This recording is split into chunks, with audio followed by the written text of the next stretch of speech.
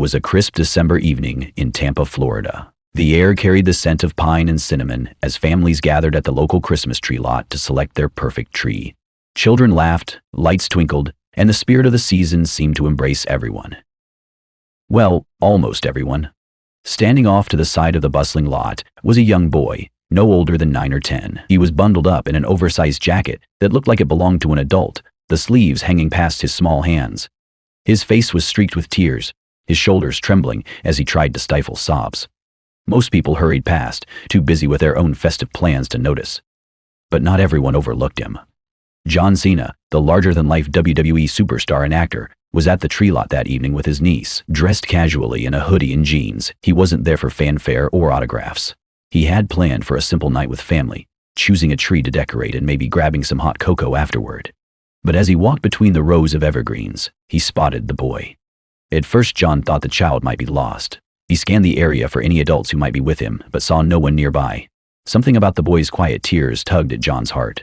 Without hesitation, he walked over and crouched down to the boy's level, his voice gentle and warm. "Hey, buddy," John said. "Are you okay? You seem upset." The boy sniffled and looked up at the towering figure before him. His wide eyes widened even more when he realized who was speaking to him. "You're John Cena," he whispered, his voice barely audible. John smiled. "That's me. But tonight I'm just a guy picking out a Christmas tree. What's your name?" "Elliot," the boy replied, his voice shaky. "Well, Elliot," John said, sitting down cross-legged on the cold ground so they were eye to eye. "What's got you so sad? Christmas tree lots are supposed to be fun places." Elliot hesitated, wiping his nose on his sleeve. Then he nodded. After a long pause, he finally said, "My mom and I came here to get a tree, but we can't afford one this year. She told me to stay here while she talks to the man in charge, but I know we're going home without a tree." Fresh tears welled up in his eyes as he added, "It's just been a really hard year." John's chest tightened at the boy's words. He could see the sadness etched into Elliot's young face, a kind of weight no child should have to carry. John glanced over and saw a woman, likely Elliot's mother, standing near the payment counter. Her shoulders slumped as she spoke with the lot's owner. She looked tired, worn down by life in a way that made John's heart ache. He turned back to Elliot and said softly, "You know what? Why don't you come with me for a second? Let's see if we can find the perfect tree." Elliot blinked in confusion. "But we can't."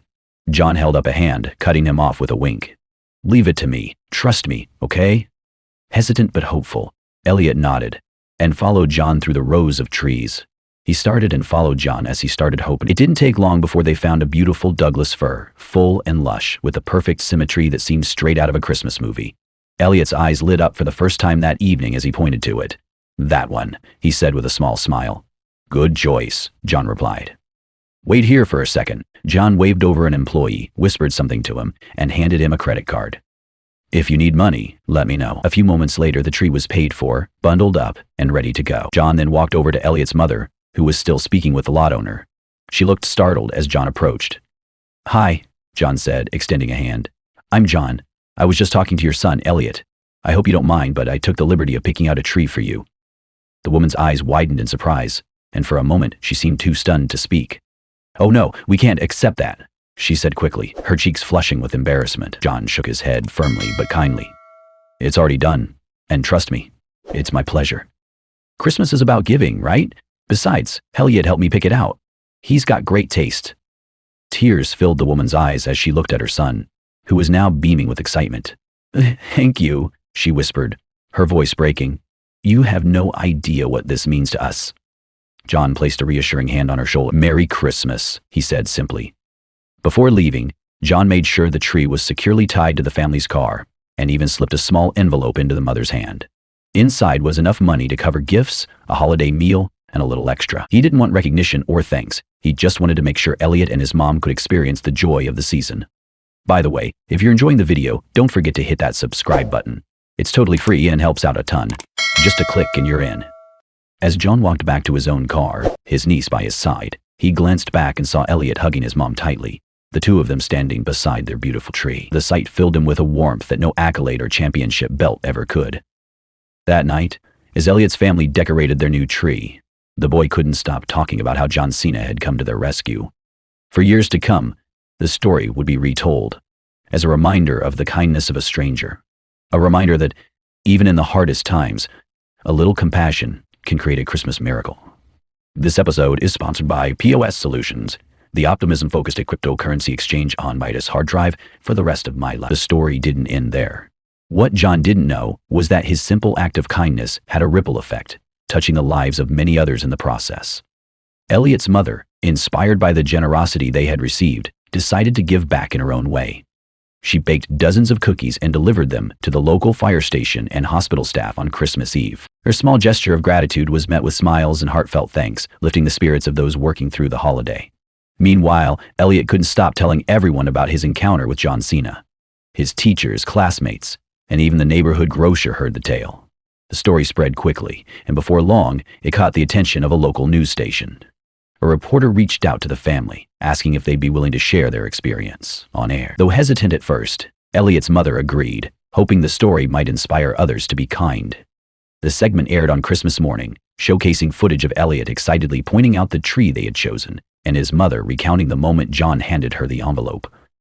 The story struck a chord with viewers, many of whom were moved to perform their own acts of kindness. Calls flooded the station with people offering donations to families in need, volunteering at shelters, and organizing food drives. One person's generosity had ignited a chain reaction. For John Cena, the days following Christmas were busy as usual. He returned to his demanding schedule of filming and wrestling appearances, but the memory of that night at the tree lot stayed with him. He hadn't anticipated the story going public, let alone becoming a source of inspiration for so many. When he learned about the ripple effect his actions had caused, he was both humbled and amazed. A few weeks later, John received a letter in the mail. It was from Elliot, written in a child's uneven handwriting. The letter read, "Dear Mr. Cena, thank you for the tree and for helping my mom. Christmas was the best it's been in a long time. I've decided that when I grow up, I want to be like you, not just because you're a wrestler, but because you help people. My mom says kindness is the best gift you can give. And now, I know she's right.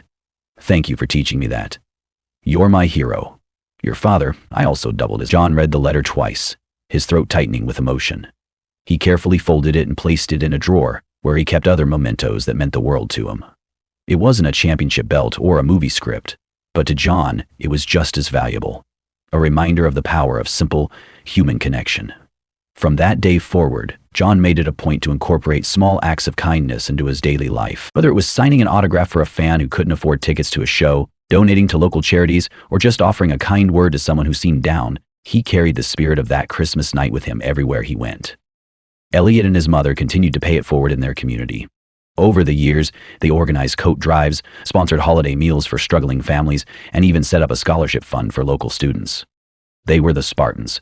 By being on the forces, they fought with celibacy, Satanism, and the temptation to punish sinners. Each time, they told the story of how a stranger's kindness had inspired them to give back. In time, Elliot grew up to be a young man with a big heart and a determination to make a difference. He followed in John's footsteps, not as a wrestler, but as someone who used his platform